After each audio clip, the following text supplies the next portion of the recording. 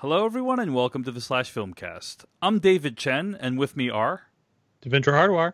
And Jeff Kanata. Welcome to the show, everyone. Today what we're going to be doing is... I have some announcements to make up top at the front of the show, and then we're going to be doing a double review today.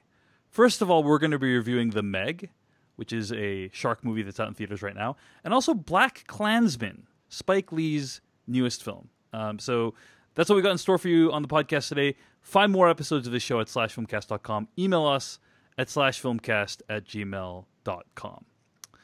And right at the top of the show, there's something we got to talk about. Guys, I'm going to name a bunch of movies, okay? Uh-huh. And I want you to tell me what they all have in common, okay? Here we go. Ready Player One, Ocean's 8, Equalizer 2, Rampage, Skyscraper, okay? Mm-hmm. Ready Player One, I'm going to do that again. Ready Player One, Ocean's 8, Equalizer 2, Rampage, Skyscraper. What do all those movies have in common? No, nothing? They all made less movie than The Meg in opening weekend. That's funny, yeah. And wow. By the way, when we were deciding our summer movie wager, who stood for The Meg? You stand for The Meg. Devendra Hardwar, and that was I still not sure that it's a great choice. I mean, guys, I want to bring you back. Let's rewind life 1 week, okay? We were sitting at exactly where we're sitting right now, recording this podcast, and I was saying that in the Slack Filmcast, which you can sign up for at slackfilmcast.com, there was a movement going on.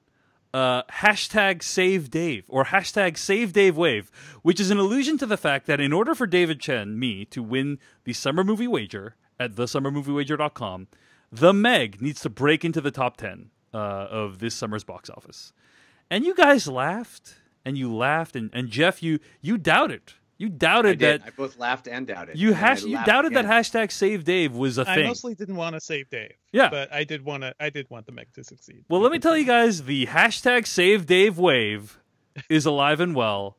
It's a real thing, and it delivered us $45 million opening weekend for The Meg. Wow. Thank you to everyone in the Slack who went to see the movie. Far more effective than that terrible Christopher Robin hashtag Save Jeff movement that went on a couple weeks ago.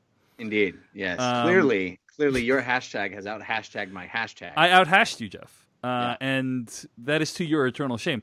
But, I mean, guys, we're going to talk about The Meg later on in this episode. I think it's fair to say this was a shocking development, right?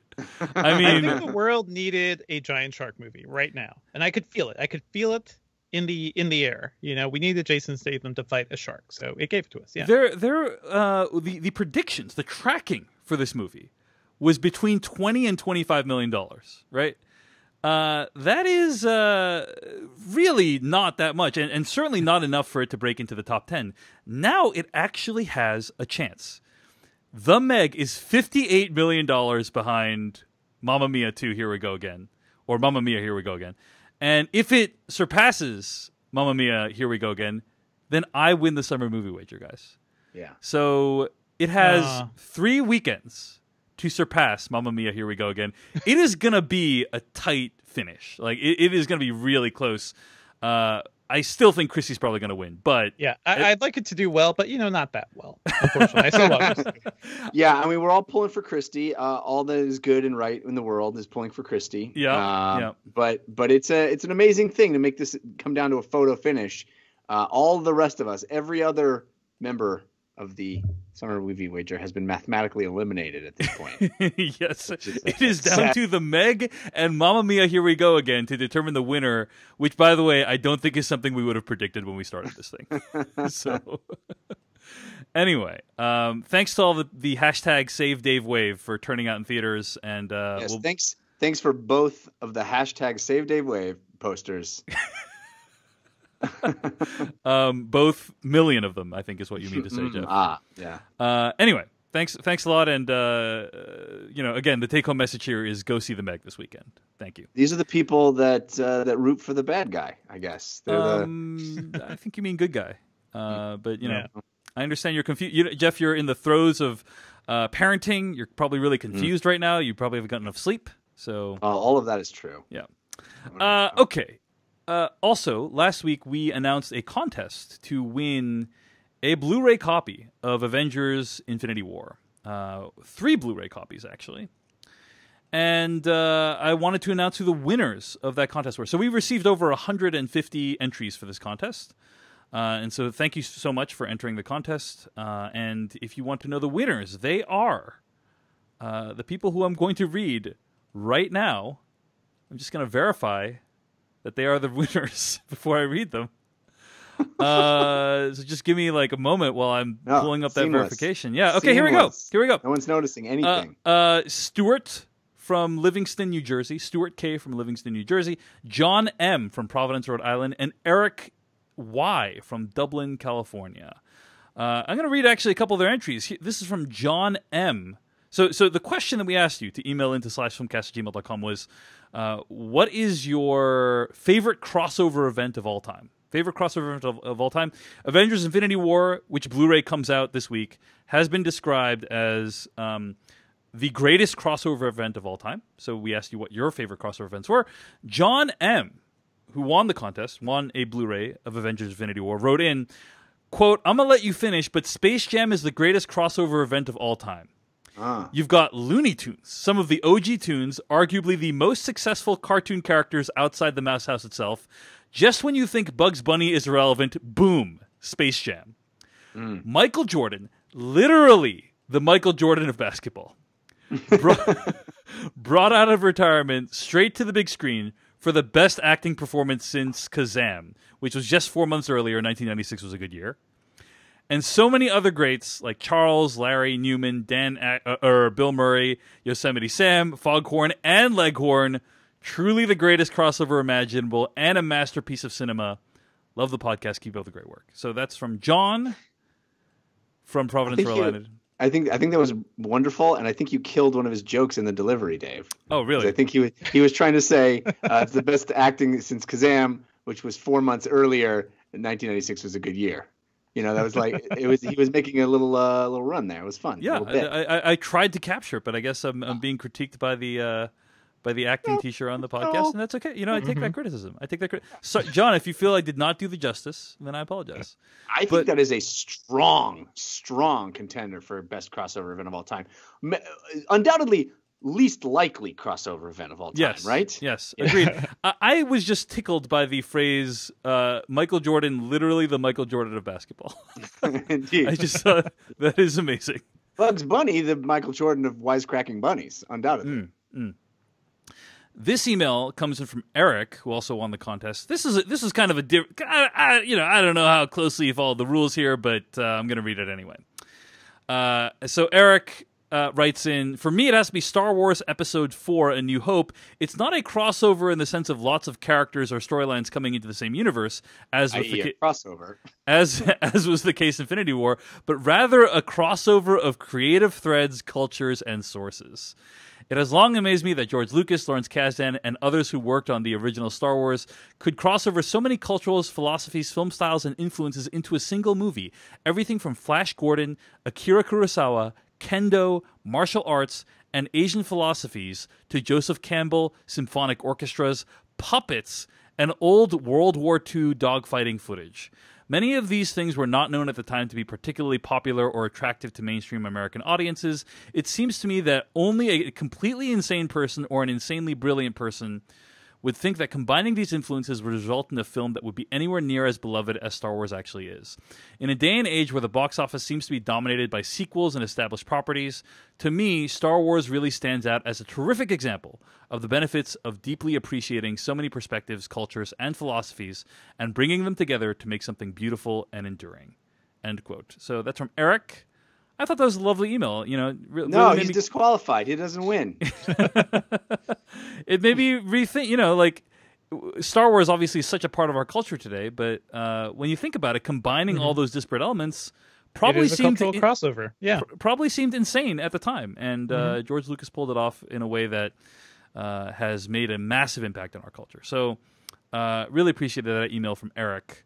Who wrote into /filmcast@gmail.com. And thanks to all the people who wrote in the crossover. Sorry if you didn't win, but we appreciate you giving the shot and writing into us about your favorite crossovers. Guys, on the /filmcast, What are your favorite crossover events of all time? Let's talk about those. Jeff Kanata, your favorite crossover event of all time?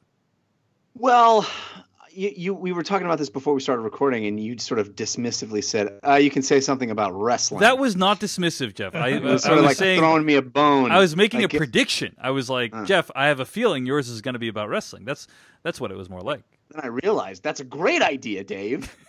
And I went back to into my brain to March of 2001, and remembered when Vince McMahon appeared on the Jumbotron inside WCW Nitro. What? How could that be? They were the biggest competitors. It was the Monday Night Wars, Raw, WWE Raw versus WCW Nitro. They were on opposite each other. They backstabbed. They stole talent from each other. It was a massive battle of ratings, and there was all kinds of real life hostility and anger, and companies trying to outwit and outsmart and outprogram each other.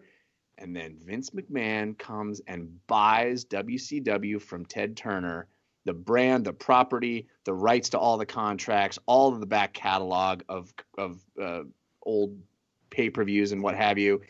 And then he surprise announces it by appearing on their show at the same time he's on his show, which are opposite each other. And so whichever show you were watching the same show at the same time. Boom! He wins. He wins. And it was an amazing moment. It was something I couldn't believe I was witnessing at the time. It effectively ruined wrestling for the next, 10 years. But at the time, it seemed like the coolest possible thing, and one of the most amazing crossover events of all time, for sure. Awesome. Okay, I'll say mine. And actually, I feel really bad because someone actually entered the contest with this crossover event, but did not win. But I'm gonna read his email. You just have to keep it for yourself, Dave. In the hopes, I'm gonna read his email in the hopes that the fact that I'm reading it is some kind of consolation prize. This email comes from Nick from Claremont, Florida. Nick writes into /filmcast@gmail.com. We can all say Avengers Infinity War is a great crossover, but honestly, not since the dawn of time has a crossover been as great as when Steve Urkel from Family Matters took a jetpack from his home in Chicago to Step by Step's world in Washington. Yes. It's a fun crossover of TV shows and was truly a fun moment in my childhood. Oh, and also anytime the Animaniacs mess with a celebrity, but I digress. Bring on the Family Matters and Step by Step reunion. So that email comes in from Nick from Claremont, Florida. Sorry you didn't win, Nick, but that actually is the crossover event that, if I had to go back and choose a crossover event that is most seminal in my existence, it would be the time that Steve Urkel crossed over into Family Matters. Family Matters, crossed over into Step by Step's world. That was so mind-blowing. First of all, I'm a big fan of TGIF when I was young, right? I mean, I would really look forward to Friday nights and watching all those sitcoms and getting to know those characters. But then the idea that they could somehow interact with each other was so mind-blowing. It was like, Jeff, we talked last week about Christopher Robin World and how having an animated bear, stuffed bear in the real world is some kind of violation of the laws of space and time. That's how it felt like to me when Steve Urkel appeared in Step by Step. This idea that similar. They're not horrifying in their own ways. It's this barrier is never supposed to be breached, and it was breached. It really opened my mind. To what is not since it's always weird when that happens too, because it means in one universe, right, in Step by Step, somebody can also create a serum that makes a nerdy person super cool, right? That's what it unlocks, right? that is a Family Matters deep cut, Devendra, and I love it. It's not even that deep. That's like surface cut. That's but okay, for Urkel. I like imagining the writer's room when they're like, hey guys, we can pull this off. We just have to figure out how we get Urkel to Chicago. And then some guy raises his hand and goes, he's a nerd, right? Why not just give him a jetpack? And everybody's like, Gus, that is why you are on the payroll, buddy. You knocked it out of the park. Just give him a jetpack. First of all, I think Urkel is already in Chicago. It's I don't know. Step by Step, I believe, takes place in Port Washington, Wisconsin. I think. Somebody in chat is saying Wisconsin. Yes. Yeah. It's in Port Washington, Wisconsin. So that's the destination, Jeffrey. That's a really hype place to set a TV show. I know. Amazing. Yeah. I remember the you guys- credits for Step by Step. They look so exciting. That was all Wisconsin? Did you guys see Key and Peele's like Urkel sketch, which I thought was pretty brilliant deconstruction of Family Matters? I would check if you haven't checked it out. Google Key and Peele Urkel and watch that video because it is brilliant. Okay, Devindra. I'm not a lot older than you guys, but I am enough older than you guys that this was not my jam. Oh, yeah, you were in college by that point, Jeff. I really couldn't even tell you what Step by Step was about or who was in it. It's okay. I know about Family Matters. You missed out on Boy Meets World, which that was good. That was good. Yeah, other than the finale, that was good. Devindra, your favorite crossover event? I got a couple. I have one, but I'll need you guys to /film court judge if it's actually a crossover. But somebody mentioned Space Jam. I have to say, Who Framed Roger Rabbit did that better with competing franchises. That seems like a better crossover to me. Kingdom Hearts, that insanity is like, that is, I don't even know what's happening there anymore. But just the idea of that when that started and all these Squaresoft characters and all these Disney characters and literally everybody from Disney was jumping in there. That was pretty crazy. What else? The episode of The Simpsons where the critic appeared, and Matt Groening took his name off of the episode because he disagreed with it so much. I love the episode though. Like, I think it really works. As much as it was also like a big corporate thing. I thought it stinks. Nice. That's a deep. Very cut. nice. Very nice. I have to say though, the one that it feels like a crossover to me, right? Is a secret sequel a crossover? Because I think in the moment it is, and I think in the moments as I was sitting there watching the final minutes of Split, that was crossover like material for me, and I wanted to get up and shout. So I think that has to be my top one. What's the statute of limitations on that, Dave? I don't know. That? Well, first of all, I think Devindra was oblique enough that that's okay. But I mean, look, I went to the theater yesterday to go see Black Klansman, and there's posters of glass everywhere. You know, the new M. Night Shyamalan movie. Like, it's so people would. I don't even know. Nobody really saw Split, right? So maybe they won't even register what happened there. Yeah. Suffice to say, Glass is going to be insane when that movie comes out, and then we'll just leave it at that. But Devindra, great choices for greatest crossover event of all time, and respect for those choices as well as everyone else's choices. Okay, so thanks for writing in. One other thing I want to mention before we dive into our review of The Meg. Get it? Dive into? Because it's in water. Yeah, that's right. Very good, Jeff. I get it. So, there's two things I want to say. Number one is, I hate to get sentimental. Oh, heck, that's not true. I love to get sentimental, guys. But I've really felt like very warm feelings from our listenership recently. I don't know if you guys have seen. I forwarded you these emails. We've talked about them. Been a lot of emails recently from people just saying that they're extremely grateful for the show, that the show helped them through challenging times of their lives, like illnesses and other extremely taxing time periods. And it's extremely meaningful to all of us when you write into us at /filmcast@gmail.com with that. And I don't take it for granted. You know, I'm just very grateful to all of our listeners for continuing to listen, allowing us to do what we would do every week on this podcast. So that's one thing I just wanted to say right up front. And I think we should all echo that. These emails in particular, we get them every now and again, but it seems like there's been several all in a row recently. And I think everybody should be aware that we read all the email that comes in, and it does mean a lot. It's an amazing thing to help create something that means something to people. It's a pretty special feeling, and we appreciate you guys taking the time to share those thoughts and emotions with us. Indeed. And here's another thing that's like kind of so that's point one I wanted to make. Point two, and then I'm going to like bring them together with point three. But point number two is, you may or may not know, there is a new film coming out this week called Crazy Rich Asians. And this is one of the only films in the last 25 years to feature predominantly Asian American cast, to be about issues that Asian Americans encounter, and have like Asian American people behind the camera and as part of the filmmaking crew, a lot of them. So we only get a shot at this every 25 years, and we want this to go well. And I was extremely moved this week when I saw this article in the Hollywood Reporter cover story about the making of Crazy Rich Asians. You guys have a chance to see this article? It's insane.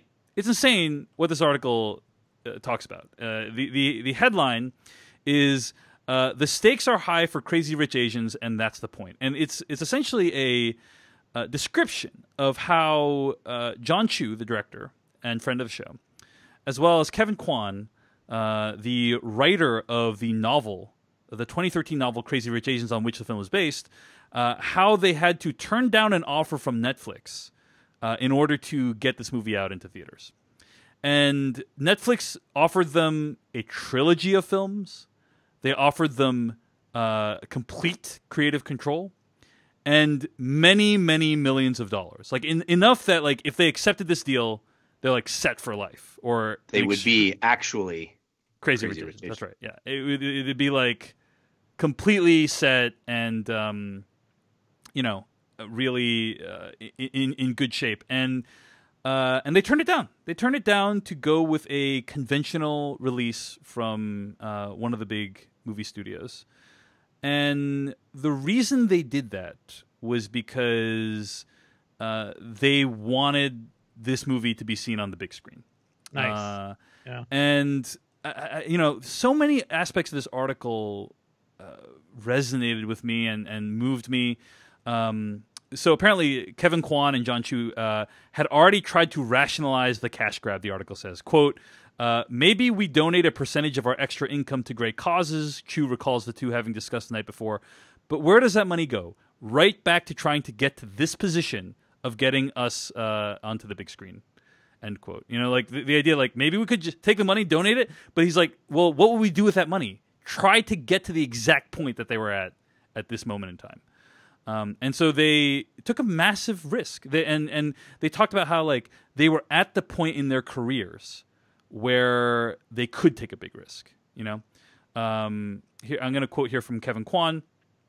I could sense every lawyer on the phone call shaking their heads. Ugh, these stupid idealists. Here we have a chance for this gigantic payday instantaneously, but John and I felt this sense of purpose. We needed this to be an old-fashioned cinematic experience, not for fans to sit in front of a TV and just press a button. We were gifted this position to make a decision no one else can make, which is turning down the big payday for rolling the dice on the box office, but being invited to the big party, which is people paying money to go see us. End quote. And so reading this article, I would recommend you check out the whole thing. Extremely moving. And as a fellow Asian American, I just want to do everything I can to support this movie at the box office and to show people that when they roll the dice on having more diversity in their films, on telling stories that they don't normally tell, that can also mean big business. And so that's my second point that I wanted to make. And so point 3 that joins these points together is my wife and I have rented out a theater in Seattle, and we are giving away You can just do that? you can rent out a theater. I can tell you about how to do that, yeah. But we rented out a 120-seat theater in downtown Seattle. And this Saturday at 1 p.m., we are screening Crazy Rich Asians. And if you are a listener to the show who has been a fan, who has supported what we do, and you want, in many ways, us doing this show is to us doing this screening, I should say, is to show support for Crazy Rich Asians, the film, and also as kind of a way to give back to anyone who happens to be in the Seattle area, who is a listener of the show. We want you to come and see this movie for free and support this movie on opening weekend. So there's apparently a movement around the country from Asian Americans to rent out theaters and pack them full of people. It's #GoldOpen, I think, is the way they're referring to it. #GoldOpen. And if you Google that, you can find an article about that. So I am trying to join the movement of #GoldOpen, and I'm also inviting /Filmcast listeners and some of our local friends and colleagues to come to this screening. So how do you RSVP? Go to seattlegoldopen.com. There's an event set up there. And just RSVP and show up, at least 15 minutes before on Saturday at 1 p.m. That's Saturday, August 18th at Regal Meridian in downtown Seattle. We'd love to see you. And listeners of this show are really one of the primary audiences for the screening. So I know we can't be everywhere on the /Filmcast, but if you're around Seattle area and want to come, you're welcome to. So seattlegoldopen.com. I would say that primarily this is for people who wouldn't have otherwise seen this on opening weekend. Because if you were going to see it on opening weekend, pay for a ticket and you're just killing the box office now. Yeah, exactly. Like, I don't want to cannibalize the box office. You know what I'm saying? But if you were going to see it anyway, I'm not going to turn you away at the door. So seattlegoldopen.com, check it out, and we will be reviewing that movie on the podcast. So. Anyway, that's really cool, man. It's really cool that you're doing that. It's really cool of them as the filmmakers to have. I mean, it's truly putting your money where your mouth is, right? Yeah. It's putting yourself on the line. Both of you, both of the filmmakers who clearly have done that and deciding that their ideology and their goals are bigger than just putting cash in their pocket. And I think that's a pretty big deal. And you doing the same, you saying, hey, it's worth me, putting up my own dollars to make a statement in my own way. I think that's very laudable on both counts. Yeah. This movie, it's a romantic comedy, but it's like, it has taken on this kind of weird importance in the Asian American community. Like, there's like a lot of desire to see this movie do well. Right. I've already seen the film, and I will put it. I'll put it this way: I would not have spent the amount of money it takes to rent out a theater for people if I did not like the film. Do you know what I mean? Okay. So I can vouch that at least most of the people coming will have a good time. But there's a lot riding on this. There's scripts that may get greenlit if this movie does well. And there's a quote in this article. There's like, you can look at Get Out, you can look at Black Panther. It changes the whole economics of the business when movies like that succeed. It meant something to us to become a comp for somebody else. And what the person being quoted there, Nina Jacobson, is talking about, becoming a comp, is basically from this point forward, if the movie does well, from this point forward, it's like, oh, we can make this movie about Asian Americans because it can be like Crazy Rich Asians, which made X million dollars. Like, it can be part, like, it will forever be compared to other movies like this type that are going to be attempted to be made. And so there's a lot riding on whether it does well or not. It's interesting. Go ahead. No. Go ahead, Jeff. It's interesting to me that I have not seen the movie. I have not seen any trailers for the movie. I don't know really what it's about at all. But it is. It's funny to me that this movie has taken on this role based on the title, which does not seem to be complimentary in any way. It seems to be a positive portrayal. We had a friend over our house the other day, and they asked us like, "Hey, what do you think of we had a friend of ours who was not Asian come over to our house and have dinner with us the other day, and they said, what do you think of Crazy Rich Asians? Like, are you like offended by that? And I am worried that the title like sounds offensive to people. Like they think, oh, that sounds uncomplimentary of Asians. But I think it's very tongue in cheek, and it's obviously the book was written by an Asian person. So, but yeah, it's a good point about like the title potentially being a turnoff. I hope it's not. I think the books were very popular, and I think people will see the movie based on the books. So, Devindra, you have plans to see this movie as well? I don't know. I hear it's all right. Yeah, no, I'm definitely looking for it. Love John Chu, love the cast as well, and I also want all these things to succeed too. They described it as the Avengers of Asian casts. Like, it's like basically like every Asian person that you might know about, as an actor in Hollywood is in this movie. Yeah. And I think that's awesome. Like, everyone is coming together. Constance Wu, who is in Fresh Off the Boat, they had to delay production for many months. It cost them money to do that, but they did it so that they could get her in the main protagonist role. At one point, by the way, they tried to make this movie with a white female protagonist, but I'm sure that would have made a lot of sense. that did not go over well with Kevin Kwan, who wrote the book, and he was able to put a kibosh on that, fortunately. I can imagine a world where that happened too, like 10 years ago. 10 years ago, that probably would have happened. Yeah. I'm glad that that kind of stuff certainly has a more difficult time getting off the ground these days. Anyway, it's us renting out this theater at SeattleGoldOpen.com is our way of saying thank you to John Chu and to all the filmmakers of this movie for taking a massive chance with their livelihoods, with their professional life, just to give Asian Americans a chance to be on the big screen. Like, it's our way of saying thank you to them. It's also our way of saying thank you to all of our listeners who are able to make it. And, thank you for supporting this podcast and continuing to check it out. So that's it. Jeff, do you have some segue by any chance? Oh, yeah.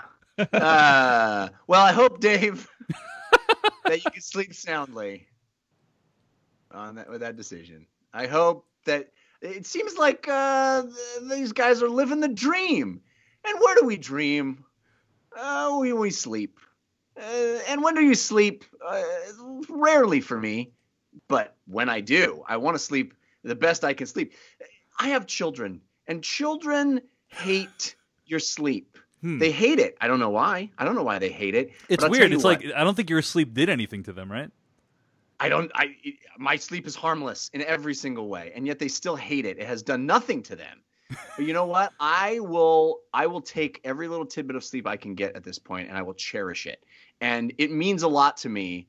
And so I want to make sure, I want to create an environment where that sleep can be as good as I can get it, which is why I'm so happy that our sponsor, Casper, believes that too. Casper is a sleep brand that makes expertly designed products to help you get your best rest one night at a time.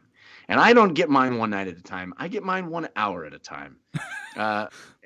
Last night I was up 4 times. You're like the father version of Toretto from Fast and Furious. Like, you live your life 1 hour of sleep at a time as opposed to 1 That's mile right. at a time. Yes, exactly. And I often feels like I'm in a very loud engine car. Casper products. These are cleverly designed products that mimic the human curve to provide support for all kinds of bodies. These are mattresses. These are not just mattresses. They also have all kinds of other various products to help you get great sleep. They have pillows and duvet covers and all kinds of stuff. I urge you to take a look. But the Casper mattress is the one that most people know about, and that's all of us have been sent Casper mattresses, and I think that it's really cool the way they do it. They send it to you online. It's super easy to purchase online. You don't have to go to a big store or worry about anything, and it comes to you in a really amazing, how did they do that size box. It's like a cylinder. And you slice it open. It comes with this cool little device that lets you slice it open, and then it unfurls in front of you like magic. It's pretty cool.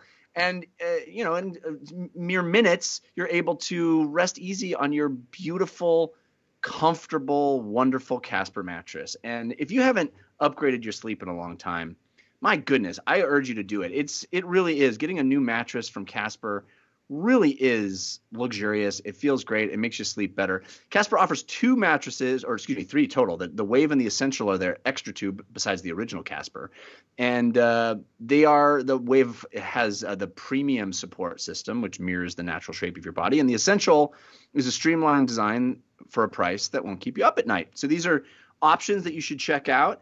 You guys have Casper mattresses, right? Right, Dave? You sleep on a Casper mattress. Yeah, I sleep on a Casper mattress every night. It's awesome. I've slept on it for years, and I'm a big fan. I think if you're looking for a good night's sleep, this is one way to get it. Yeah, I've been doing it since they launched, too. Oh. Before they were doing podcast ads. You're OG Casper sleeper. Yeah, cool. I was there from the beginning. It's great. It's fantastic. They are all designed and developed and assembled in the United States. That's pretty cool. And if you're in the U.S. and Canada, they have free shipping and returns, and you get 100 nights to figure out if you want to keep your Casper mattress. You can sleep on it for up to 100 nights, risk-free. You don't have to worry. If you don't like it, they'll come to your house. They'll pick it up. It's pretty amazing. That's how much they believe in the Casper brand. So get $50 off select mattresses by visiting casper.com/filmcast and using promo code FILMCAST at checkout. That's Casper.com/filmcast and promo code FILMCAST for $50 off select mattresses. Terms and conditions apply. Before we get to our review of The Meg, we also want to thank all the people that donated to the podcast this week. Thanks to Kenny Amaral for his donation, and thanks to new subscribers Brandon Rhodes, Ujwal Nair, Pierre Skolberg, and Travis Thompson for subscribing at the rate of $2 per month. If you want to support what we do here on the podcast and help us defray the cost of seeing movies and talking about them on the show, you can go to paypal.me/filmcast. That's paypal.me/filmcast. And donate that way. You can also go to slashfilm.com, use the PayPal links on the side of the page of the /filmcast tab right there at the top. Thanks to all of our donors. You guys help make the show possible. Let's move on to our review of The Meg. Well, a lot of good passive aggression going on in the first part of the podcast, huh, guys? On your part? I think all around. I felt like there was all around passive aggression going on. What do you mean? Oh, I don't know. Just like just a bunch of little like needlings. That's all. No big deal. Nothing. All good fun. Yeah, I mean, I'm not offended. I'm not offended. Are you talking about anything specific? Much. I'm sorry. What'd you say? You're talking about anything specifically? No, it just felt like I don't know. It just felt like there's a lot of like just felt like there's a lot of needling, more than usual. I don't know. I'm sorry. I feel like that's me. It's all good. It may have to do with the 15 minutes of announcements we had. So yeah. Yeah. Well, sorry, Devindra. We don't actually we don't exactly have that much to talk about today. So this by the way, that's exactly what I'm referring to right there. I know. Okay. Put your game faces on, guys. That was from the trailer for The Meg, the newest film by director John Turteltaub. I'm going to read the plot summary from IMDb. After escaping an attack by what he claims was a 70-foot shark, Jonas Taylor must confront his fears to save those trapped in a sunken submersible. That is the plot summary It's a pretty of The good Meg. Description. Yeah. Yeah. Okay. Jeff Kanata. Why are you going to me? Take first, it away. Dude? I need you to open this first, is Jeff. Devindra's movie. Okay, no, yeah, you're right. Devindra, tell us what you thought of The Meg. Yeah. So this week, I saw a movie where a famous action star spends the first scene of his movie making maybe a terrible mistake, in the face of danger. He spends the rest of the movie kind of regretting that and dealing with the consequences of that, all the while facing a major, gigantic, terrifying villain of sorts, while saving, the people he loves and young children who are in danger, because of course they're always in danger. And they go very much into one direction, like one specific. They either go up or down. So yeah, enough about Skyscraper. Yes. Boom goes the dynamite. That was amazing. That's why we're reviewing the. That was amazing. But I have to say, guys, when I heard Jason Statham was going to be in a movie where he was fighting a giant shark, I said to myself, we have to review the movie where Jason Statham is fighting a giant shark. I told this to Dave, and now you said it to yourself. You said it to us. I said to myself, it's like, yes, this must happen. I have to say, this movie is not everything I wanted it to be, but it's almost there. Like, we talk about like schlocky movies. I wish this movie, for me, was a lot of fun. I will put it that way. It has like most of what I wanted. I think Jason Statham does indeed fight this shark, and this movie's filled with like some decent set pieces. I think it's filled with actors I actually enjoy, and there's some genuine stakes here, like that people die. Bad things can actually happen during this movie. Certainly not to our hero, but maybe to the side characters. And that's more than I could say for Skyscraper, which was a movie that was so like, I think Skyscraper was maybe a more polished movie, but it was so polished to the point where it felt like a porcelain figure of sorts, where like nothing, there was no real danger there. Like The Rock's kids aren't going to die. Nev Campbell's not going to die in that movie. Whereas this movie, a lot of people die. I think like the stakes are much better here. I think Devindra is arguing for someone to kill The Rock's kids in a movie. I do. Well, I do think like to me, it was really interesting watching these two movies, kind of back to back. This is a movie where, something bad does happen at the beginning for both characters. And you look at Skyscraper, and The Rock's like, okay, well, he lost his leg, and that's very bad, but he also seems to be fine. His life is perfectly fine. He didn't lose anything. He has a great family. He has this awesome job in a giant building. Who wouldn't want that? Whereas Jason Statham is asleep at a bar, at like a random seaside town. He suffered consequences for this. I feel like the stakes there are much higher. Yeah, put Statham in a big building, he'd be so much happier. He'd be so much happier. Taller the building, the happier the person. That's what I think say. This movie, like, it is for me, like, as a fun, schlocky summer action movie thing, it's fine. It's fun. There are set pieces here that I honestly didn't know how it was going to go. And I think there's some things that look fun and thrilling. John Turteltaub is not the best action director out there, putting that mildly, I guess. But I think there's some shots. Like, there's one shot of like the hero shot of just Jason Statham underwater with a single harpoon, and the freaking shark is coming right at him. I saw this movie in Limax, and that I think is one of my favorite cinematic images this year. It's just so much fun. I wish this movie lived up to like maybe Piranha 3D levels of camp. It doesn't quite do that.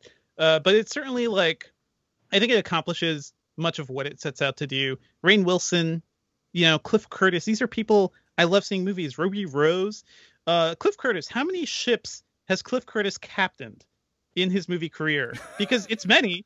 It never really goes well for him, but he keeps doing it anyway. So kind of love seeing that.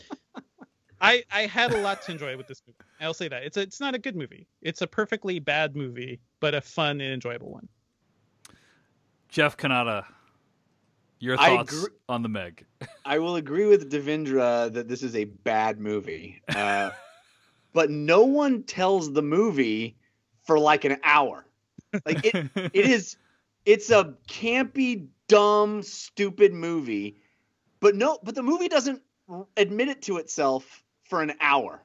And it's so annoying that for an hour of this movie, that's set up, Jeff. That's all set. It thinks we're watching The Thing. It's trying to be The Thing with a shark. And eventually it admits to itself, no, I'm just a dumb movie where, we put a little foo-foo dog in danger, and we do goofy gags about, people getting eaten when they're inside a Zorba ball on the water. That's the movie we all knew this movie was. Except the movie doesn't know it is for way too long. Way too long. Jeff, it's the art of tension. You don't start off full thrust. You gotta ease into it. I think. I would like to refer the court to Exhibit A, which is Deep Blue Sea. Deep Blue Sea knows what movie it is right from the start. I don't know if you're really bolstering your point that would be a better situation. I think ultimately, though, I see your point, Jeff. I will let you finish, but I will say everyone has very different tastes for bad movies, and that's the thing. I can't think of anything more personal in movie taste other than bad movies you actually enjoy. No, I concede that, but I just wish this movie would embrace what it is way sooner. Like, there are some fun moments. If we have to wait so long for them, and all of the stuff leading up to it feels so tedious and overlong and not particularly interesting, and a movie no one signed up for. When you go to the movies for the poster of the giant Jaws eating tiny boat, right? Let's get to that. Let's get to that. But Jeff, Jaws does not start off showing you full thrust Jaws. This is not Jaws. This movie is not Jaws. Yeah. This movie is, like you said, Critters or what was the movie you referenced? What did you say? It was the Piranha movie. Oh, Piranha 3D. Piranha 3D, yeah. I think, is genuinely batshit insane in a great and fantastic way. Yes. Yeah. And I listen. I'm not going to defend Skyscraper. It's terrible. I'm not going to say this is worse than that, because it's not. It's just neither of those movies realize that we're just here to have campy, goofy fun. Skyscraper has this Die Hard complex and thinks it can be Die Hard, and for way too long, The Meg has a Jaws complex and thinks it can be like way better if we don't see the shark for a while. No, No, there's no tension. There's no, at least for me, there was no wonderful build up. There's no rich characters like you get in Jaws. There's no feeling of this city not understanding what the terror is. All of the things that make Jaws are absent in this movie. This movie is only here to get Jason Statham in the water with a giant shark and see what happens. And it takes way too long for that to happen. And when it does happen, it's not great. It is.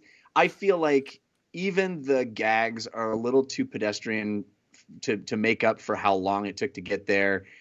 I just didn't have as much fun with this movie as I was hoping. I'm down for a goofy, fun time.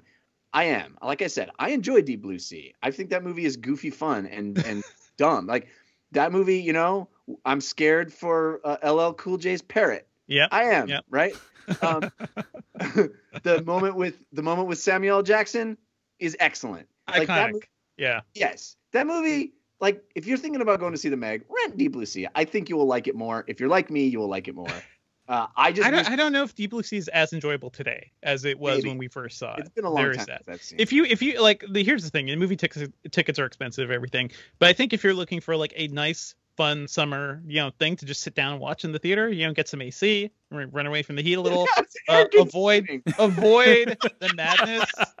Oh man, it's great. You're really selling it. You're really selling it, Devindra. Also, shout out to Robert Taylor in this movie. Robert Taylor, I want to see him in more stuff, aka Agent Jones from The Matrix, aka Longmire, Sheriff Walt Longmire from TV. Love that guy. Great pathos. I think for me, this movie is just filled with like a bunch of people I just enjoy seeing, and that's kind of nice, honestly. And again, more so than Skyscraper. Yeah, it definitely has a better cast of more interesting people than Skyscraper, but I also don't think they were used well. I don't know. It's not good. I didn't like it. I found it to be disappointingly bland, and that's my biggest criticism. I mean, what's great about movies like The Meg, it makes you appreciate what actually good movies do well. You know what I mean? Like The Meg is if you took Jaws and you took out the tense filmmaking, the dazzling set pieces, the memorable characters, what would you have left? The answer to that question is The Meg. Like there's nothing memorable about this film. It is a complete nothing burger of a movie. There are some good things though. There are a couple of positive elements. That makes it not a nothing burger. Yeah, just come on. Yourself. I know. I mean, look. I always try to find the positive in I'm just talking about like the feeling I had after watching this movie is that movie contributed absolutely nothing to my, cinematic existence. Although I did see it in Dolby Atmos at 10 a.m. on a Saturday morning. It's a way to see The Meg. And even in that circumstance, it was not. I didn't enjoy it that much. But I will say I think the water stuff, some of the stuff they do with water is actually effective. I think like they do a good job of selling the idea that they're out in the middle of the ocean. Some of the CG is rough, some of the water effects are rough, but like they do this thing. John Turteltaub or whoever his cinematographer is does this thing in this movie where. Multiple times, like the camera will go from above water and then like in the same shot immerse itself into water. Like if someone's like diving, it'll like show you like that person diving into the water in one shot. And I found that to be really effective at actually convincing me that these people are doing the things that they're doing, that they're out in the middle of nowhere. And so, can I just speak to that point real quick? Go. I really think that all of that for me was undermined by how the film was edited. Mm-hmm. It feels so unsure of itself and hyperkinetically edited. And there are shots. Apparently, there's a much bloodier cut this was chopped down from too. So I don't know if that had part to do with it or something. There are a few moments where there's one in particular where a boat is moved in a way that it shouldn't be. And everybody on the boat, like all the actors on the boat are on it, and it's being like dragged from behind. And it's an extraordinary visual, and they had to have pulled that off somehow. But it's like a split second that they let us see it, and they cut away. And there are so many moments in the movie like that where like the one cool thing, we cut away from it super fast and we don't linger, and there's no artfulness of how that really cool shot is presented to us, and the editing like undermines any kind of. They probably had to like fake that thing in a big way too, right? Like whatever you're seeing was a fraction of what was actually happening. Right.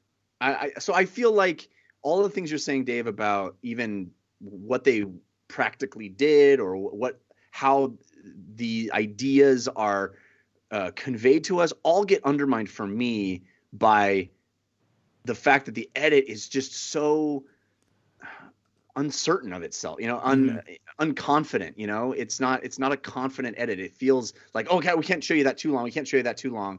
We've got to show you something else every half a second. It's yeah. Mm-hmm. I wasn't that bothered by the editing, but I was bothered by the other aspects of this movie, which is like I think you put it really well, Jeff, that this movie doesn't know what kind of movie it's trying to be. It's kind of two movies in one. The movie that we want to see is something like Piranha 3D, right? I think when you make that promise in your poster, right, that there's going to be a gigantic shark eating like 100 people. That's the promise that poster makes, right? That is the promise that trailer makes. And the movie completely and utterly fails to deliver on that. That being said, movies like Piranha 3D don't do that well. The Meg made more money in 2 days than Piranha 3D did in its entire run. Yeah, because that was R-rated too. That was not it was R-rated. Yeah. That movie was a lot of fun. It was really well. There was a lot of gore. The Meg is like a family film. You know what I mean? Like it's a family horror film. It's a family horror. Like seriously, like I would feel comfortable taking kids to see this movie. Because it's like it's not that gory. That's right. It also does not do the thing that shark movies do, which says be afraid to get in the water. Right. At no point do you feel like, oh my God, a megalodon could eat me. It feels like this utterly alien concept that happened only to these people in this place. One of my favorite things about that, Jeff, is basically they explain, this is relatively early on in the movie, that the megalodon is there's a reason it has not reached our world, prior to the events of this film. And due to actions that occur, the megalodon reaches our shores.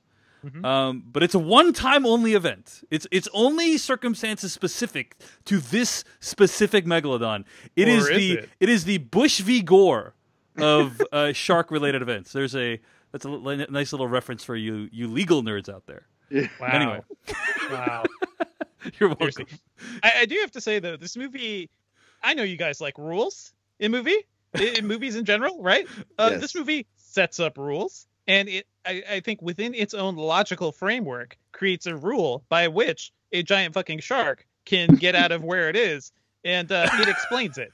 Yeah, no, that's right. So many reviews where David Chen is like, how is this happening? The plot is not explaining any of this. This movie at least takes the time. It thought of Dave, and took the time to explain how the shark came to be. I appreciate that. Yeah, no, I agree. I liked the pseudoscience as much as like the actual idea of what the secret environment under just the way they explain it, right? What you think is the floor of the Marianas Trench is not the floor of the Marianas Trench. Whoa. What I like is how we have Rainn Wilson, who's spending $1 billion on this because of reasons. There's literally no explanation as to how he's going to monetize this. Like, what does he think is going to, like, let's get the bigger sharks so that we can do what exactly? I don't know. Yeah, they don't even explain the rationale, really. Like, what, we're going to get deeper than we've ever been before, and I'm going to make money, and then something profit. I mean, what is Elon Musk's goal for half of this shit? Like there's a lot of stuff where this is all dick measuring. And his dick is pointed down instead of up. That's all. Well put, Devendra. Well put. So let's also put it this way. I think we're in a really interesting time in Hollywood right now, where it's becoming extremely clear that movies like this one, like Pacific Rim Uprising, like Skyscraper, are totally made with the Chinese market in mind. You mean by Crazy Rich Asians? Yes. That's correct. And on the one hand, I am always happy to see more Asian Americans and Asians on the big screen in major studio releases. But on the other hand, I feel like sometimes, as in the case of this movie, you get a really pretty brutal and unfortunate melding of tones. Like the drama between the main Chinese actress, Bing Bing Lee, and her who plays Su Yin, and her character's father. You know, all that stuff feels completely at home in a Chinese drama, and just does not work in this movie, in my opinion. And I think we're going to see more and more of these kind of combinations as time goes on, because it's just, this movie is going to be insanely profitable. And I think about cultural crossovers, by the way, like this is what we're seeing over and over again too. Yeah, and I think Skyscraper is going to do decently as well. Like Skyscraper made $215 million outside of the United States, and only $66 million. Oh, it hurts to read that number. Inside the United States, you know. So I think like co-financing and putting more people from different cultures in movies is going to prove to be more and more profitable as time goes on, as the U.S. theatrical market continues to decline, and as the Chinese market continues to grow. And Skyscraper and The Meg are examples of that. And you know, it's a good thing overall, man. Like Triple X3 is another example of this. Also had Ruby Rose in it. Great example. Yeah, like great multicultural cast, like you know, had a lot of Asian folks in it too, but also it's a movie that could play, I think, all over the world. So I guess I just wish that these movies could be good. Do you know what I mean? I wish it could be like a good movie, if that makes any sense. There must be like at least one. There must be a handful of examples of that. I don't know, but I will say, like, overall, like, I think we can all agree this movie, you know, it's not a good movie. I personally don't think it's trying to be a good movie. I think it is trying to be this sort of like weird campy thing. I just wish it pushed harder there. I will say though, like, I'm gonna go to the mat for this. This is a much more fun and interesting movie than Skyscraper. Either you or me, you or I, are taking crazy pills, Devendra, because the notion that this is somehow better than Skyscraper, let me tell you how. Okay. And I said some of this already, but there are actual stakes here, right? Like something bad happens at the beginning of the movie, and other than, you know, I think in this movie, like, Jason Statham actually pays a much bigger. He pays a cost for it, like, that affects his career and his life. He's not in a happy place, you know, after that bad event in the movie.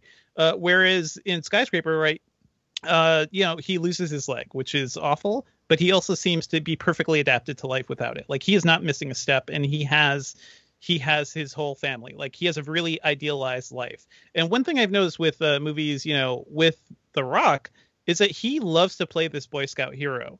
You know, he is the guy who will come in and save everybody and do all the cool stuff, and, you know, everything's going to turn out well by the end. Jason Statham is our, you know, roguish, you know, anti-hero at times. You know, he's the guy who's quipping and saying all sorts of shitty things, while at the same time he has a heart of gold. I think he sells it better. Like, the drama, this movie has actual drama, like you're saying, like between the you know, scientist's daughter and her father, but also that love story didn't quite work. But I actually felt a spark there more than I did between, like, you know, The Rock and Neve Campbell. Like, there are things that happen. People actually die. And I think that's an important thing. Things go wrong in important and big ways in this movie. And that gives it a level of tension that something like Skyscraper didn't have. I knew that movie was safe. I knew nothing bad would happen in that movie. And that's why I started falling asleep during it. I think that the problem with this argument is that we all agree Skyscraper is terrible. I know. I'm saying judge these two movies against each other. This is the scale right now. And if The Meg is better than Skyscraper, it's not by much. Well, Devendra, I will say I still disagree with you, but I think that was a solid argument. I think you made some good points there. Still don't think The Meg is any good. But wait, what is the counter argument? The counter argument is, I don't know, everything that Jeff said, like that the movie still, I think, fails to settle on a tone, and that the movie is just not much fun, in my opinion. There are fun aspects to it. I think, you know, Rainn Wilson is hamming it up, and that's kind of fun. But I also mean, like, versus Skyscraper. because I think this movie, and on that level, is more fun than Skyscraper. Yeah, I would agree with that. I agree with that. That's it's all more I'm fun saying. than Skyscraper. That's all I'm saying. That's tough. But that's like such a low bar. That's the thing. It's like 5% better than Skyscraper. You know, I think you make a good point. I think you make a good point that like Dwayne The Rock Johnson. It's an apt comparison because I think the audience maybe not be clear that the only reason we're reviewing this is because you made us review Sky. So I understand why Devindra's making the comparison so vehemently. Yeah. But also they feel like the same. They're very similar films though too. You know, yeah. I think they're very similar. I think it's a good point about The Rock always playing these family men, and his movie. It's actually widely reported online. He changed the ending of Rampage. Yep. He forced the people the filmmakers to have a happier ending because The Rock likes everyone to be happy and everyone to get along. And you'll notice that he doesn't give in his movies, no matter what is happening, whether the Earth is literally breaking apart or whether there's giant primates attacking Chicago or whether there is a massive skyscraper burning to the ground. Like, no matter what is happening in those movies, dude doesn't give a shit about anything other than his family, right? Yeah. And I think that's one of the reasons why he's so successful, but it's also one of the reasons why his movies feel very similar and samey after a while. And, you know, to your credit, Devindra, this movie does not feel that way. You know, it doesn't feel like... I mean, Jason Statham is a noble character, and he does have best intentions in mind. But you're right; he is fundamentally a damaged dude. And I think my favorite thing about this movie is that it does zag when most movies zig, in the sense that we see his ex-wife, and of course, every other movie like this is how he and his ex-wife will reconcile, and he'll do some heroic thing, and she'll realize it was a mistake that they ever broke up. That's how all these movies go, right? I mean, Die Hard is that. And this movie just completely doesn't care about that. It does not give a crap about any of that. It says he and his ex-wife are cool with being not married anymore. It's a surprisingly adult, solution to this whole thing. I'm saving you because you're a person I care about, and that's it. Yeah, I really respected that about the movie, in the sense that, it didn't care about any of that, and it didn't pander to that storyline. It deserves credit for at least that much. Well, Devindra, you made me dislike the Meg slightly less. Mission accomplished. So I hope I am Tom Cruise at the end of Ghost Protocol, hitting that button. Yes, mission accomplished. I hope you're happy with yourself. Also, by the way, I should mention that actually that is a co-financed movie. Mission Impossible Fallout is a co-financed movie, and that's pretty good. So weren't the last few as well? I think up till Ghost Protocol. Yeah, I think so. Yeah, I saw Mission Impossible a fifth time this week. By the way, Jesus, final time with my parents. Okay. I'm still trying to find time to see it, a second time. But yeah. More power to you, Dave. It's the benefits of being on the Stubbs A list. Put it that way. Okay. Okay. Well, Devindra, thank you for the dialogue on the Meg, and I think slightly better of it at this point. So, in any case, I think what we can all agree on is no matter what happens, people should go see this movie, and give it money. You know. So please do that so that David Chen can win the summer movie wager. No. That's what the Stubbs A-list is for. All right, guys. I think we're going to move on to our review of BlacKkKlansman. But before we do that, Jeff, I think you have not seen BlacKkKlansman, so we're going to say goodbye, right? Yes, sadly, I'm looking forward to seeing it, but I have not seen it. So I will leave it to you guys, and wish you the best. All right, where can we find more of your work, Jeff Kanata? Well, you can follow me on Twitter at Jeff Kanata with 2 N's and 1 T. And I also do a show about video games called DLC that you can find at 5by5.tv/DLC. Let's move on to our review of BlacKkKlansman. All right, guys. Have a good night. Later, Thanks, Jeff. Thanks, guys. Fun.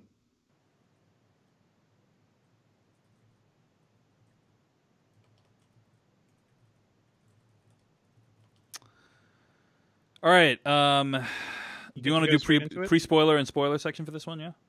I think so. Yeah. I think even though it's history, like there are certain things I wouldn't want to blow for everybody. All right. That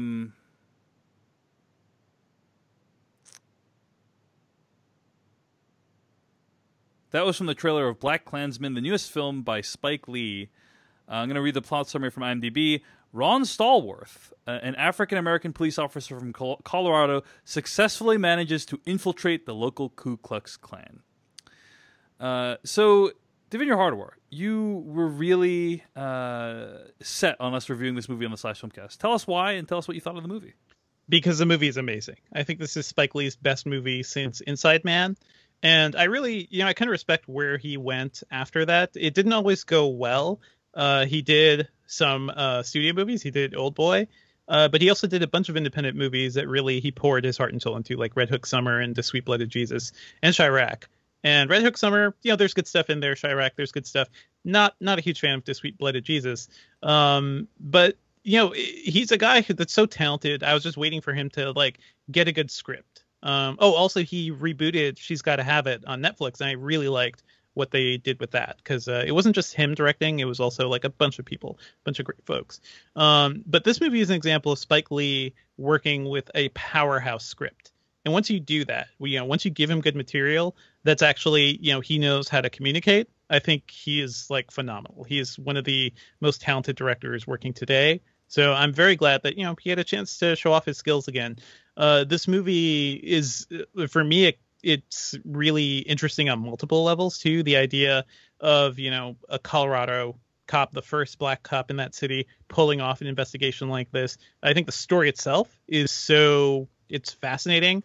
The actors in general, John David Washington doing his, not an impression of his father, but definitely making me remember the old days of Denzel Washington movies too. There's just so much going on in here. And I think this is a perfect movie for our time as well, right? I sat down to see this movie this past Sunday as, white nationalists were preparing to march on Washington. Didn't quite work out for them. There were dozens of them and hundreds of protesters against them. But this felt like the perfect movie to watch at that point. And it's just so damn poignant. Yeah, I believe the release date of this film is the same date as a year ago as when that Charlottesville rally occurred, and Heather Hare was killed. And does not feel like a coincidence, that it was released on that same date. I'll say before we dive into spoilers for this movie that I was unprepared for this movie. I think that when you think of the concept of an African-American police officer infiltrating the Ku Klux Klan, the first thing that comes to mind is the Dave Chappelle sketch about a similar subject, which is where a blind black person joins the Ku Klux Klan. And it's a very famous sketch, and it is fairly amusing. Clayton Bigsby, and you can still find that sketch on Comedy Central's website. And I think all the trailers are really kind of, I don't know that they necessarily market this as a comedy, but they certainly lean into the kind of more upbeat and occasionally humorous elements of this film. And this movie does have that. It does have that. Yeah, it is at times very funny, but it is extremely heavy, in my opinion, and very intense and very brutal and really designed to be, and effectively, a wake-up call, in my opinion.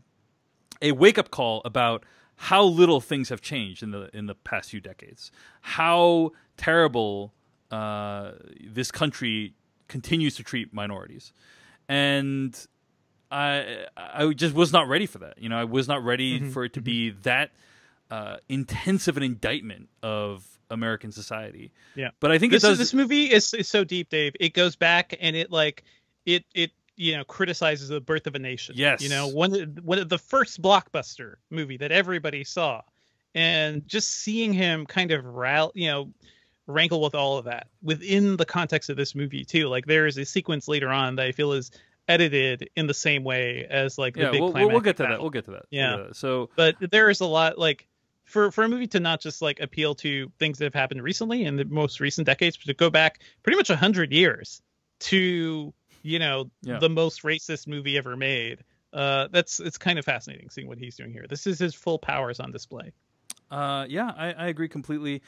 I think if there's any downside to this movie, I would say it is very didactic. But sure. I don't care. You know, I don't. Yeah, I think we need didacticism. I think America needs a lesson right now. So I think like it's completely deserved. You know, like it is like there are moments in the movie, and I think you know what I'm talking about, where the parallels to modern day are spelled out in extreme detail. Like they should be winking at the camera, but they're not. Exactly. They're basically like winking at the camera, and my inclination is to be bothered by that. My inclination is to think like, oh, it's not artful enough. But you know what? We live in unartful times, Devindra. And so I think it's a movie that is completely appropriate for what we're going I felt through. the same way about like Sorry to Bother You too, because that had some very didactic aspects to it, but also like, yeah, that movie I think is as much a wake-up call as this one too. Just that one goes on a more fanciful route about it. But yeah, like Spike Lee has never been like a super subtle director. I think like when he wants to lean into a message, he will say it as loudly as he can, and you know, more power to him for it, because I think a lot of those messages in general are things that I think more people should be thinking about. And yeah, talking about this movie as being deep, Dave, like yeah, this feels like on the level of his greatest works. This feels like, you know, something like Do the Right Thing, which is such a fun and joyous movie, and then like descends into chaos and kind of rebounds into this, you know, period of unity almost. This movie feels even heavier because there is no like resolution kind of after it. It's just like this ongoing chaos in America. But yeah, I think this is like the perfect follow-up to Do the Right Thing. All right, why don't we dive into spoilers for BlacKkKlansman starting right now? So the movie really starts to pick up the pace towards the end, right? Mm-hmm. When they get to that induction ceremony. And you were alluding to the usage of Birth of a Nation in the movie. Matt Singer actually wrote a great piece about it at Screen Crush. I don't know if you saw that. No. Entitled How Spike Lee Used BlacKkKlansman to Get Revenge on One of the Most Racist Movies Ever Made. And he points out that towards the end of this movie, there is a sequence where the Klansmen are watching D.W. Griffith's Birth of a Nation.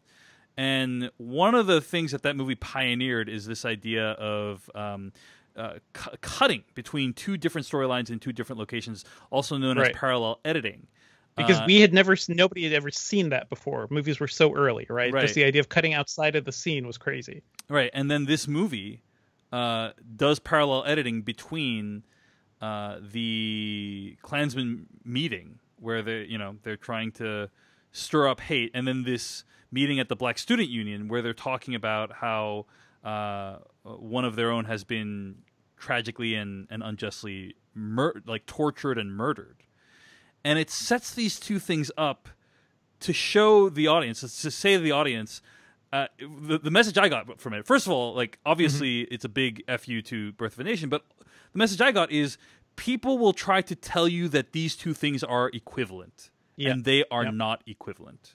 Right, and I, Spike Lee, am going to show you in the most stark way imaginable how not equivalent they are, right? And I just found that incredibly powerful, and a message that everyone today needs to consider. Anything else about kind of the latter half or latter third of this movie that you want to mention we couldn't talk about in spoilers?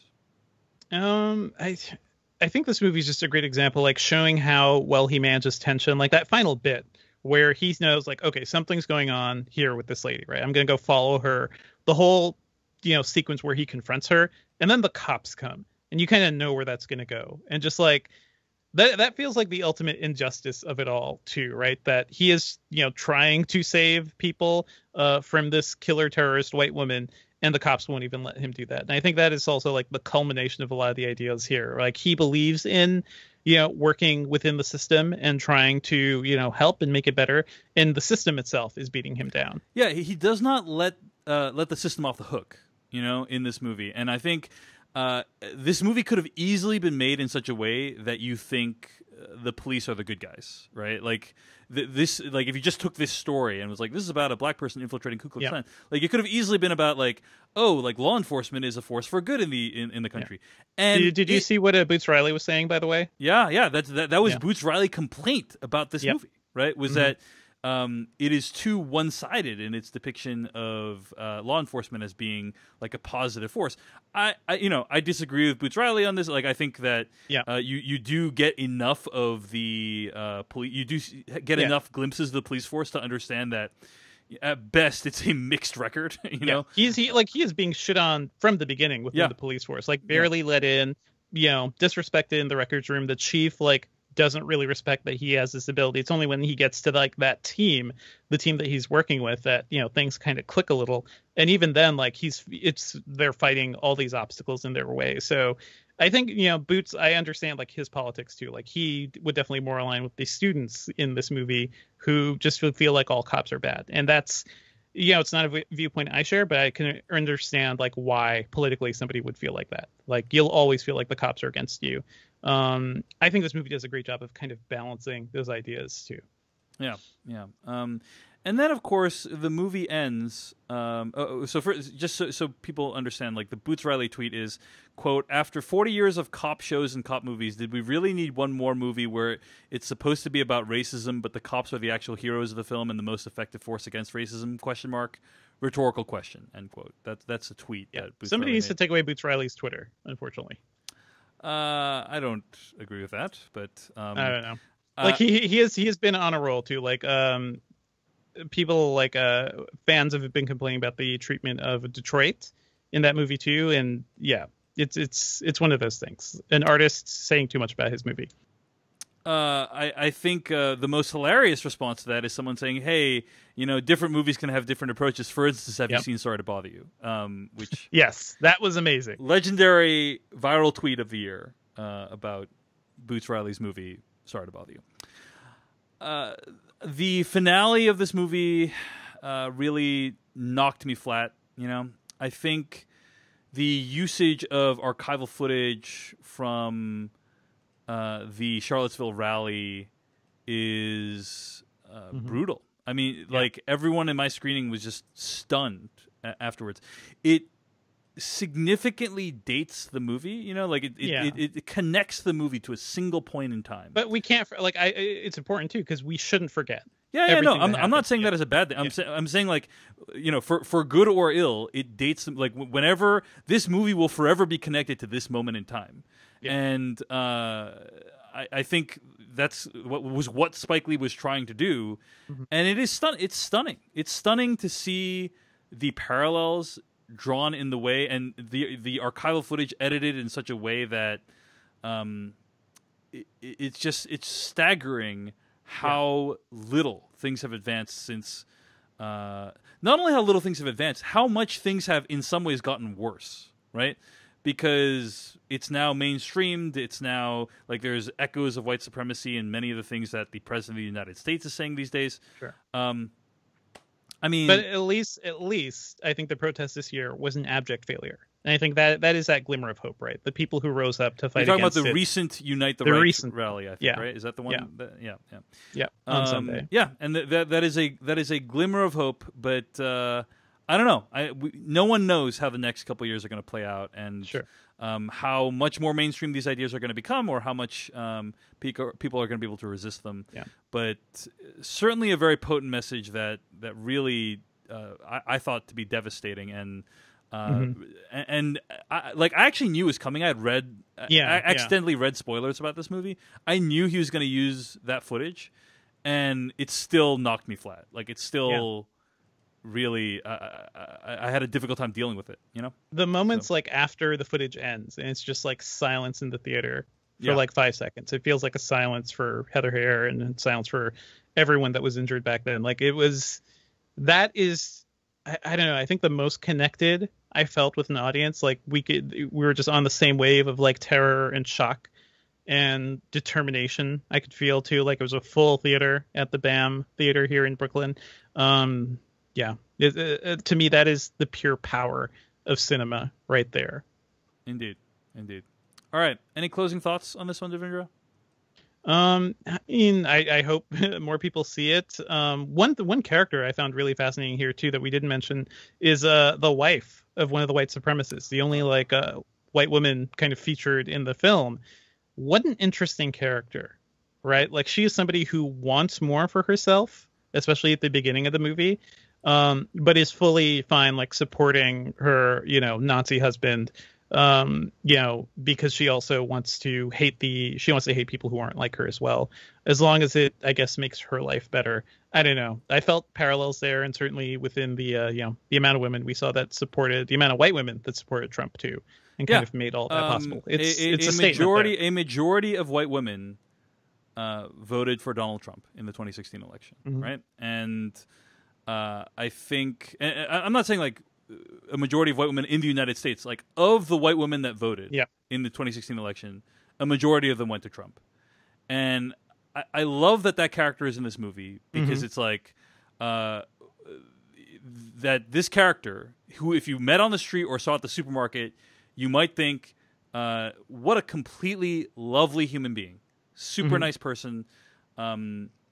You would never have guessed that this person has the capacity to do things that would disadvantage or hurt, or in the case of the movie, brutally murder minorities.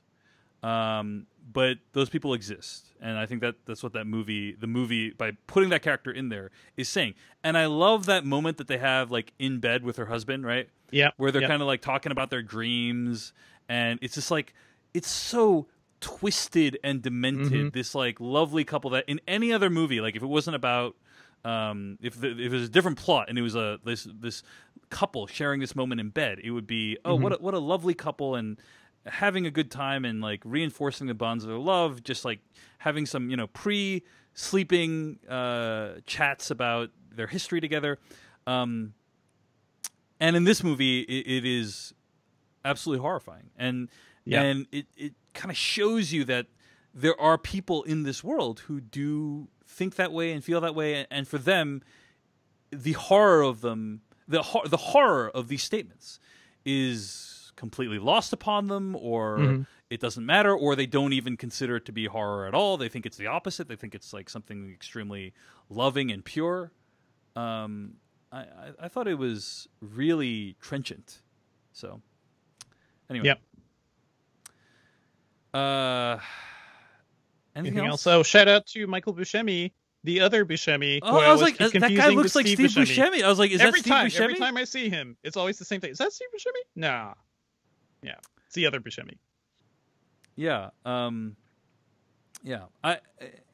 I have more to say about this movie, but like I don't know that like I don't know that I feel like everything I've said so far is like pretty reasonable, and if I go further, like it'll make me sound like a crazy person. So I mean, we're all a little crazy right now. I think this movie, I just think this movie has a lot of smart observations about how people perceive race, how people perceive the danger to the country today, and I think it's worth seeing. It's really something that everyone should go check out. So, like, I was blown away by several movies this year, but this one I think feels up top for me. I think like it's not the movie that I would have expected. Like it's just not what I thought it would be when I came in to the theater. But I think it's an essential film that everyone should check out. So that's our review of BlacKkKlansman. Stay tuned to hear what we'll be discussing next week.